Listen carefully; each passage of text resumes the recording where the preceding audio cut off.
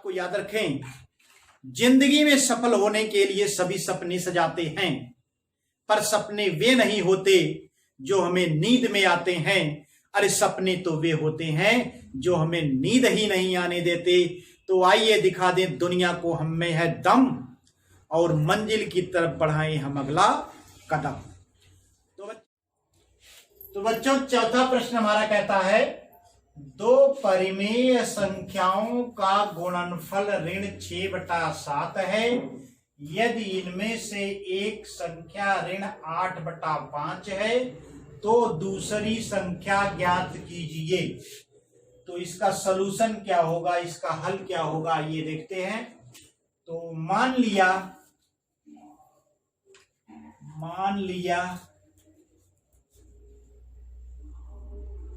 दूसरी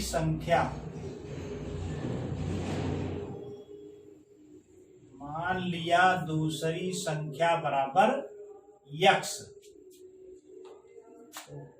प्रश्नानुसार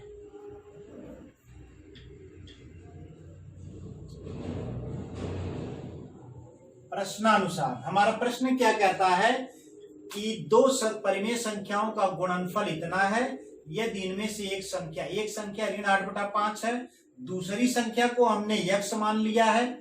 तो प्रश्नानुसार x और ऋण 8/5 का गुणनफल ऋण 6/7 के बराबर होगा। तो आइए देखते हैं। ऋण 8/5 जो पहली संख्या है, इसमें हम दूसरी संख्या से गुणा करेंगे जिसे हमने x मान लिया है। ये बराबर हो जाएगा ऋण 6/7।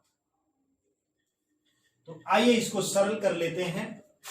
तो x बराबर हो जाएगा ऋण 6/7 भागे ऋण 8/5। आप देख सकते हैं कि यहां ऋण 8/5 का x में गुणा था, तो जब यह दाहिने पक्ष की तरफ जाएगा तो यह भाग करेगा। तो हमने भागे ऋण 8/5 कर दिया है, ये बराबर हो जाएगा ऋण 6/7। अब इसको हम गुणा के रूप में लिखेंगे। गुणा के रूप में लिखने के लिए जो हर होगा वो अंश में चला जाएगा और अंश हर में आ जाएगा, यानी ऋण 8/5 का गुणात्मक प्रतिलोम हम लिखेंगे। तो इसका गुणात्मक प्रतिलोम हो जाएगा 5/8। ये बराबर हो जाएगा आपका, गुणा कर दीजिए। तो 7 6 25 30 बटा 7/56। आप देख सकते हैं कि यहां भी ऋणात्मक है और यहां भी ऋणात्मक है। तो ऋण ऋण का गुणनफल जो होता है धन होता है, इसलिए यह धनात्मक हो जाएगा। थोड़ा सा इसको और सरल कर लीजिए। 2 से आप काट देंगे तो 15 दूनी 30 हो जाएगा, यानी अंश में 15 आ जाएगा। और 56 को 2 से काटेंगे तो 28 आ जाएगा, यानी इसका आंसर हो गया आपका, कितना हो गया? आंसर बराबर हो गया 15/28। यानी दूसरी संख्या कितनी हो गई जिसे हमने x माना था? 15/28 हो गई। आइए हम इसका पांचवा प्रश्न देखते हैं। दो परिमेय संख्याओं का गुणनफल ऋण 5/6 है। यदि इनमें से एक संख्या ऋण 7/12 है तो दूसरी संख्या ज्ञात कीजिए। तो इसका सलूशन यानी इसका हल क्या होगा? ठीक इसी प्रकार से ये भी प्रश्न है, तो ठीक उसी तरीके से हम लगाएंगे। मान लिया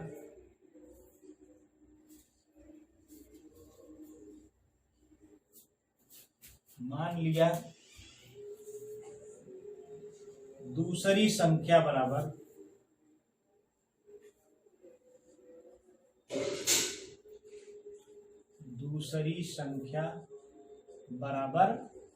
x।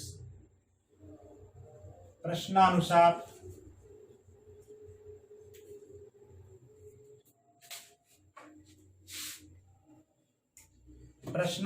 क्या हो जाएगा?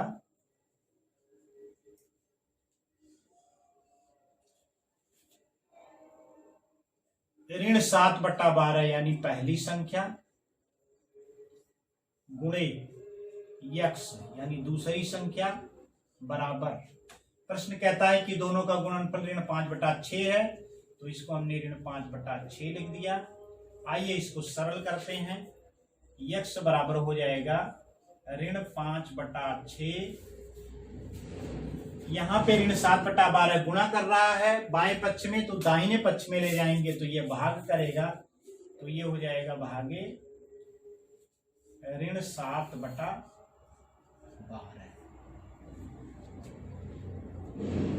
अब आप देखिए ऋण 5/6 हो गया। ये भाग के चिन्ह को गुणा के चिन्ह में बदलेंगे, तो ऋण 7/12 का गुणात्मक प्रतिलोम आपको लिखना होगा।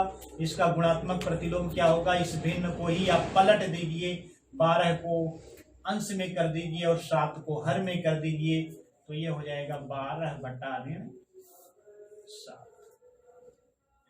ये बराबर हो जाएगा आपका, आप यहां पर भी ऋणात्मक है और यहां पर भी ऋणात्मक है, तो ऋण ऋण का गुणनफल धन हो जाएगा और 12×25 60 हो जाएगा बटा 7×6 42, 60/42। थोड़ा इसको आप सरल कर लीजिए, तो कितने से कट जाएगा, आप देख रहे हैं कि 6 से 60 भी कट जाएगा और 42 भी कट जाएगा। 6 से भाग देंगे तो आपका 6 60 होता है और 7×6 42 होता है, 6×7 42 होता है, यानी 10/7 आ जाएगा। तो आंसर कितना हो गया आपका, बराबर 10/7, यानी यक्स का मान 10/7 आ गया। अर्थात दूसरी संख्या कितनी हो गई, 10/7। आइए हम छठे प्रश्न की तरफ पढ़ते हैं। छठा प्रश्न हमारा कहता है कि ऋण 4/9 को किस संख्या से गुणा करें कि गुणनफल ऋण 1 प्राप्त हो। तो ठीक इसी प्रकार उसी प्रकार से इसको भी लगाएंगे, इसका सलूशन हो जाएगा। मान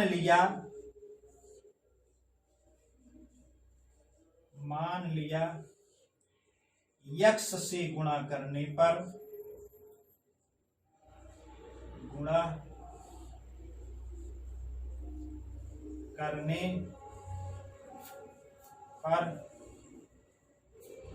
गुणनफल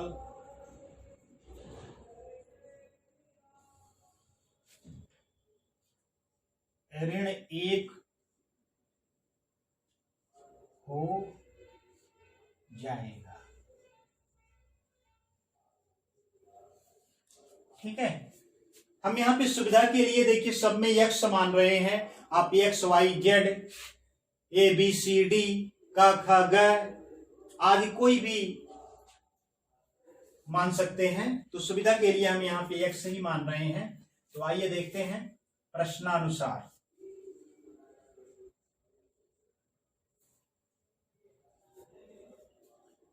अर्थात प्रश्न के अनुसार हमारा प्रश्न क्या कहता है कि इसको किस संख्या से गुणा करें कि गुणनफल इतना हो जाए।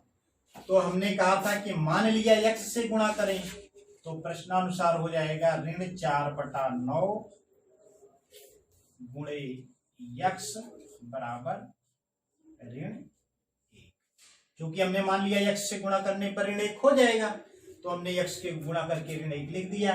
अतः यक्स बराबर हो जाएगा, ठीक उसी प्रकार से ये संख्या उधर जाकर के भाग करेगी, ऋण 1 भागे हो जाएगा ऋण 4/9। ठीक उसी प्रकार से इसको गुणे के चिन्ह में आप परिवर्तित कर दीजिए, वही तरीका अपनाएंगे। अंश हर में जाएगा, हर अंश में जाएगा, 9/4 हो जाएगा। अभी 1 भी ऋणात्मक है और 9/4 भी ऋणात्मक है, तो दोनों का गुणनफल जो हो जाएगा धनात्मक हो जाएगा और 1 से गुणा करने पर आपको 9/4 ही प्राप्त होगा। अर्थात आपका आंसर कितना हो गया, 9/4।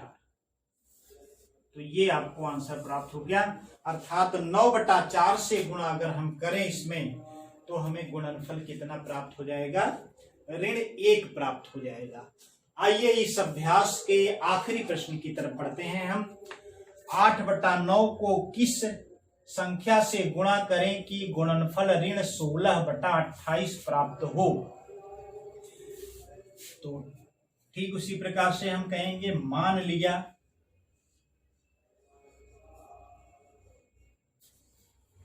x से गुणा करने पर गुणनफल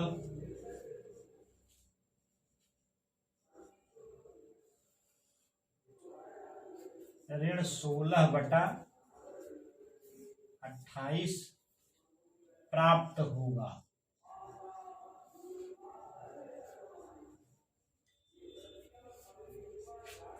मान लिया x से गुणा करने पर गुणनफल ऋण 16/28 प्राप्त होगा। तो आइए देखते हैं प्रश्नानुसार।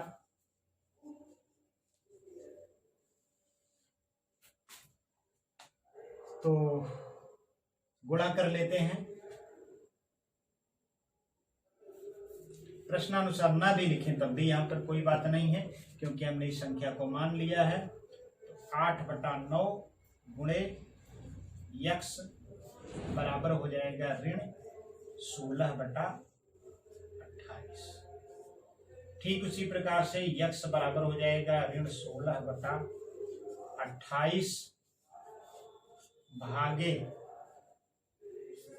8/9। ठीक, आइए आगे बढ़ते हैं। बराबर हो जाएगा ऋण 16/28 गुणे 9/8। ये सरल कर लीजिए आप। तो आप इसको 8 से 16 को काट दीजिए। 8 × 9 8 हो गया, 8 दूना 16 हो गया। और कोई चीज कट सकती है?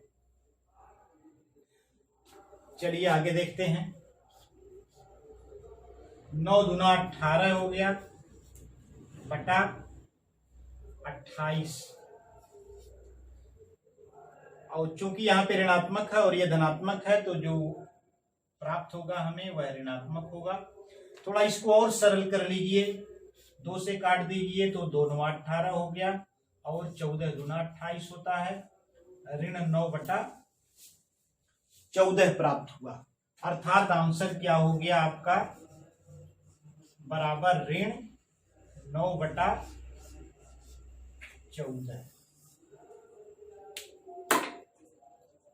ये हो गया आपका आंसर, ऋण 9/14।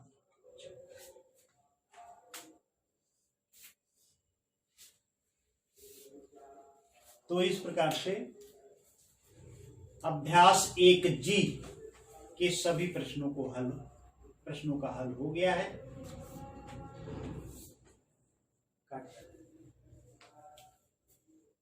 अगर आपको हमारे पढ़ाने का अंदाज अच्छा लग रहा है और आपको समझ में आ रहा है, तो संघर्षी एजुकेशन यूट्यूब चैनल को सब्सक्राइब करें, जिससे आपको हमारे नए नए वीडियोस की नोटिफिकेशन आपको बराबर मिलती रहे और आपकी पढ़ाई लगातार चलती रहे और आप मजे से पढ़ते रहें। हमारे वीडियो को लाइक करें और ज़्यादा से ज़्यादा शेयर करें। धन्यवाद।